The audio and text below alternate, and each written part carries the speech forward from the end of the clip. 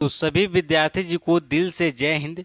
आज हम लेकर के आए हैं क्लास 8 का मैथ प्रश्नावली 3.3। क्या पढ़ेंगे? 3.3। ठीक है, इसमें हम आपको पहला क्वेश्चन बता दिए थे, फिर दूसरा क्वेश्चन भी बता दिए थे। अब हम समझेंगे तीसरा क्वेश्चन। क्या समझेंगे? तीसरा क्वेश्चन। देखिए, तीसरा क्वेश्चन में दिया है, क्या एक चतुर्भुज ए बी सी डी समांतर चतुर्भुज हो सकता है यदि, पहला क्वेश्चन इसमें दिया है, कोण डी प्लस कोण बी बराबर 180 अंश दिया है। दूसरा क्वेश्चन दिया है ए बी बराबर डी सी बराबर 8 सेंटीमीटर, यानी आपका ए बी भुजा और डी सी भुजा कितना सेंटीमीटर है? 8 सेंटीमीटर है। और ए डी आपका क्या है? 4 सेंटीमीटर है। और बी सी कितना है यहाँ पे? 4.4 सेंटीमीटर। ठीक है।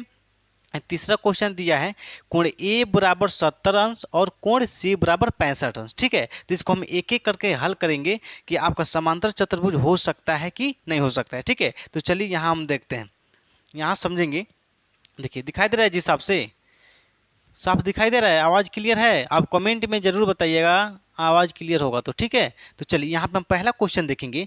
यहाँ दिया है कि आपका कोण डी प्लस कोण बी बराबर कितना अंश दिया है? 180 अंश। कितना दिया है? 180 अंश। तो यहाँ पे हम क्या करेंगे, एक प्यारा सा चतुर्भुज बनाएंगे, समांतर चतुर्भुज बनाएंगे। क्या बनाएंगे? समांतर चतुर्भुज बनाएंगे। ठीक है, आप लोग खूब बढ़िया से स्केल से बनाइएगा। ठीक है, इसको हम नाम रख देते हैं ए बी सी डी। अब इसमें कह रहा है कि क्या आपका कोण डी और प्लस कोण बी बराबर 180 अंश होना चाहिए। ठीक है, तो यहाँ पे मान चलिए आपका कोण डी ये है। कोण डी कितना अंश है? 90 अंश है ना। 90 क्या होगा?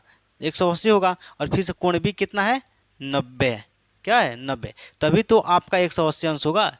तो इसमें क्या होगा कि ये जो आपका कोण डी है प्लस कोण बी है, अगर ये 90-90 अंश का है तब आपका समांतर चतुर्भुज हो सकता है। ठीक है, तब आपका समांतर चतुर्भुज हो सकता है। परंतु अगर यहाँ पे आपका 80 अंश हो जाए, यहाँ 90 अंश हो जाए, तो आपका समांतर चतुर्भुज नहीं होगा। क्योंकि जो समांतर चतुर्भुज के जो सम्मुख कोण होते हैं, क्या होते हैं? आपस में बराबर होते हैं। ठीक है, तो ये आपका 90 अंश है, ये भी क्या है? आपका 90 अंश दिया है, तभी तो आपका 90-90 क्या है? 180 अंश। ठीक है, तो यहाँ हम लिखेंगे, ऐसा हो सकता है, ऐसा हो सकता है, हो सकता है। यहाँ लिखेंगे परंतु यह हमेशा के लिए, हमेशा के लिए सत्य नहीं है। यह हमेशा के लिए सत्य नहीं है। देखिए, आपका कोण डी प्लस कोण बी बराबर 180 अंश हो सकता है, लेकिन अगर यहाँ पे एक कोण यहाँ पे 80 अंश हो जाए या 90 से कम हो जाए तो आपस में बराबर नहीं होगा। तो क्या हो जाएगा? ये समांतर चतुर्भुज नहीं हो पाएगा। लेकिन आपका 90 अंश, कोण डी 90 अंश और कोण बी 90 अंश है, ये भी कोण बराबर है, तो आपका समांतर चतुर्भुज हो सकता है। ठीक है, अगर अलग अलग कोण का माप है तो समांतर चतुर्भुज नहीं हो सकता। ठीक है, तो इसलिए हम लिखें ऐसा हो सकता है, परंतु यह हमेशा के लिए सत्य नहीं है। ठीक है, अब यहाँ हम आपको दूसरा क्वेश्चन यहाँ समझाएंगे। देखिए, दूसरा क्वेश्चन यहाँ देखेंगे। दूसरा क्वेश्चन में क्या दिखाना है कि ए बी बराबर डी सी बराबर क्या है? 8 सेंटीमीटर। क्या है? तो यहाँ पे हम क्या करेंगे, एक चतुर्भुज बनाएंगे, समांतर चतुर्भुज। ठीक है, बस आपको ध्यान से क्या करना है, समझना है। ठीक है, आप ध्यान से अगर देखेंगे समझेंगे तो आपको सब कुछ समझ में आ जाएगा। ठीक है, देखिए यहाँ आपका ए बी, तो ए बी ये है, और डी सी आपका ये भुजा है, यानी ये भुजा और ये भुजा का मान कितना दिया है? 8 सेंटीमीटर। यानी ए बी बराबर क्या है? आपका 8 सेंटीमीटर है। और डी सी बराबर भी क्या है? आपका 8 सेंटीमीटर है। ठीक है, और यहाँ पे ए डी बराबर 4 सेंटीमीटर, यानी ये जो आपका कितना दिया है? 4 सेंटीमीटर दिया है।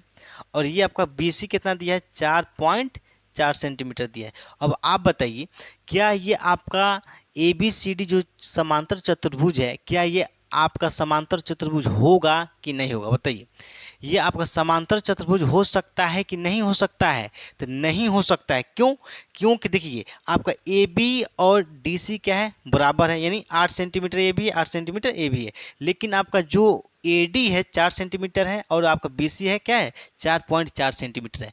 जबकि ये दोनों यानी चारों भुजा क्या है, यानी ये भुजा इसके बराबर होना चाहिए, ये भुजा इसके बराबर होना चाहिए, ठीक है। तो ये हो सकता है जी, ये हो सकता है, नहीं हो सकता है। तो यहाँ लिखेंगे नहीं, क्या लिखेंगे, लिखेंगे नहीं, लिखेंगे नहीं, क्योंकि क्योंकि समांतर, क्योंकि समांतर चतुर्भुज, समांतर चतुर्भुज की, यहाँ थोड़ा दूर लिखते हैं, समांतर चतुर्भुज की सम्मुख, सम्मुख, यहाँ सॉरी थोड़ा गलती हो गया, सम्मुख भुजाएं, सम्मुख भुजाएं बराबर बराबर होते हैं। समांतर चतुर्भुज क्या होती हैं, सम्मुख भुजाएं क्या होती हैं, बराबर होती हैं, ठीक है। जबकि ये भुजा इसके बराबर है लेकिन ये भुजा इसके बराबर है नहीं है, ठीक है। तो इसलिए क्या हो जाएगा, ये समांतर चतुर्भुज नहीं होगा, क्योंकि समांतर चतुर्भुज की सम्मुख भुजाएं क्या होती हैं, बराबर होती हैं, ठीक है। अब यहाँ पे हम तीसरा क्वेश्चन समझेंगे। इन कोण ए बराबर क्या दिया है, कोण ए बराबर दिया है 70 अंश, कोण सी बराबर कितना दिया है, 65 अंश दिया है। तो जैसे मान के चलिए हम यहाँ पर एक बनाते हैं, चित्र के माध्यम से समझेंगे। ये आपका मान चलिए आपका एक समांतर चतुर्भुज है, ठीक है। अब इसमें आपको दे दिया है कोण ए, इसका पहले नाम रख लेते हैं ए बी सी डी, ठीक है। तो आपका कोण ए कितना दे दिया, 70 अंश मान लीजिए, ये हो गया आपका। कोण सी कितना अंश दिया, 65 अंश, कितना दे दिया, 65 अंश हो गया ना। अब इसमें बताइए कि ये समांतर चतुर्भुज हो सकता है कि नहीं हो सकता है, बताइए तो। आप लोगों को बता सकते हैं ना, बता सकते हैं कि नहीं। देखिए यहाँ पे समांतर चतुर्भुज नहीं हो सकता है, क्योंकि समांतर चतुर्भुज के जो सम्मुख कोण होते हैं बराबर होना चाहिए। यानी आपका ये 70 अंश है ना, कोण ए 70 अंश है, तो आपका कोण सी भी 70 अंश होना चाहिए। इन समांतर चतुर्भुज के क्या होते हैं, सम्मुख कोण क्या होता है, बराबर होते हैं। 70 अंश है तो ये भी 70 अंश, या तो ये 65 है तो ये भी 65 होना चाहिए, ठीक है। लेकिन अलग अलग होगा तो आपका समांतर चतुर्भुज नहीं होगा, ठीक है। साफ दिखाई दे रहा है ना। तो यहाँ लिखेंगे, यहाँ लिखेंगे, इसको लाइन खींच देते हैं। चलिए अब यहाँ लिखेंगे कोण ए बराबर, कोण ए बराबर कोण सी, यानी अब यहाँ पे हम नॉट इक्वल टू लगा देंगे। इसका मतलब ये होता है कि कोण ए बराबर कोण, यानी कोण ए कोण सी के बराबर नहीं है। ये 70 अंश है, ये 65 अंश है, ठीक है। तो कोण ए बराबर नॉट इक्वल टू कोण सी, यानी कोण ए कोण सी के बराबर नहीं है। तो यहाँ लिखेंगे क्योंकि, क्योंकि आप खूब अच्छे से कॉपी पे इसको लिखिएगा, ठीक है। क्योंकि समांतर चतुर्भुज, समांतर चतुर्भुज के सम्मुख, सम्मुख कोण, समांतर चतुर्भुज के सम्मुख कोण के माप, कोण के माप बराबर बराबर होते हैं, बराबर होते हैं। यहाँ तो कोई दिक्कत है, बताइए, बताइए तो। देखिए ये तीनों क्वेश्चन में कोई दिक्कत है जी। ये आपका क्या है, इसमें कोण डी बराबर क्या दिया है, कोण डी प्लस कोण बी बराबर 180 अंश, ये भी क्लियर हो गया। दूसरा क्वेश्चन भी आपका क्या हो गया, क्लियर हो गया। और तीसरा भी आपको क्लियर हो गया, ठीक है। अब हम यहाँ समझेंगे क्वेश्चन नंबर 4। क्वेश्चन नंबर 4 में दिया है कि एक चतुर्भुज की कच्ची आकृति खींचिए जो समांतर चतुर्भुज न हो परंतु जिसके दो सम्मुख कोण के माप बराबर हो। यानी एक ऐसा चतुर्भुज की आकृति खींचना है जो समांतर चतुर्भुज न हो परंतु जिसके दो सम्मुख कोण क्या हो, बराबर हो, क्या हो, बराबर हो। तो यहाँ पे हम देखेंगे, इसको हम साइड कर देते हैं। अब यहाँ देखेंगे, इसी पे हम कर लेते हैं चौथा नंबर क्वेश्चन, ठीक है। दिखाई दे रहा ना जी हिसाब से। चलिए अब क्वेश्चन नंबर 4 देखिए, क्वेश्चन नंबर 4 दिया है तो क्या है, समांतर चतुर्भुज नहीं होना चाहिए और जिसके दो कोण क्या होना चाहिए, यानी कोण का मान बराबर। तो यहाँ पे देखिए, यहाँ पे हम ऐसे बनाएंगे, देखिए पतंग टाइप के। आप पतंग देखोगे, आप पतंग उड़ाए भी होंगे, ठीक है। तो पतंग एक तरह का समांतर चतुर्भुज नहीं होता है, लेकिन इसका जो दो कोण का माप क्या होता है, सम्मुख कोण यानी बराबर होता है, ठीक है। इसको हम नाम रख देते हैं ए बी सी और डी। ये भुजा इसके बराबर होती है, ये भुजा इसके बराबर होती है, ठीक है। तो इसमें ये देखना है, क्वेश्चन में आपका एक बार और दिखाइए देखते हैं क्वेश्चन को। देखिए तो क्वेश्चन आपका दिया क्या है, साफ दिखाई दे रहा है कि एक चतुर्भुज की कच्ची आकृति खींचिए जो समांतर चतुर्भुज न हो, यानी समांतर चतुर्भुज यानी जो पतंग आकार का जो चतुर्भुज बनता है वो समांतर चतुर्भुज नहीं होता है, ठीक है। तो चतुर्भुज न हो परंतु जिसके दो सम्मुख कोण के माप बराबर हो। देखिए अब यहाँ पे ये जो आपका जो समांतर चतुर्भुज है ना, ये समांतर चतुर्भुज आपका नहीं है, समांतर चतुर्भुज नहीं है, ठीक है।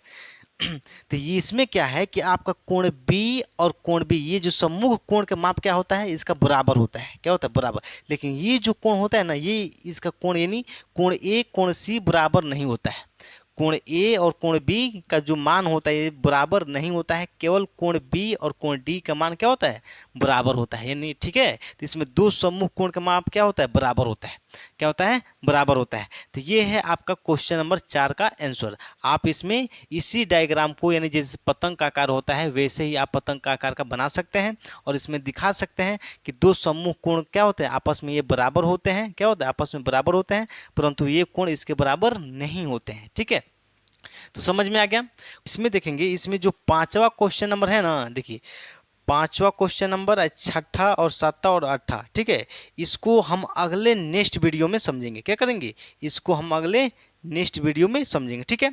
तो चलिए, तो मैं आशा करता हूं कि आपको टोटल 4 क्वेश्चन समझ में आ गया होगा, ठीक है। अब अगला जो 5वां 6वां 7वां 8वां जो क्वेश्चन है उसको हम अगले नेक्स्ट वीडियो में हम आपको अच्छे से समझाएंगे, ठीक है। अगर आपको कोई दिक्कत हो रही होगी या परेशानी हो रही होगी तो आप कमेंट बॉक्स में बताइएगा, हम उसको सुधारने की कोशिश करेंगे, ठीक है। तो चलिए, सभी विद्यार्थी जी को दिल से जय हिंद, जय भारत।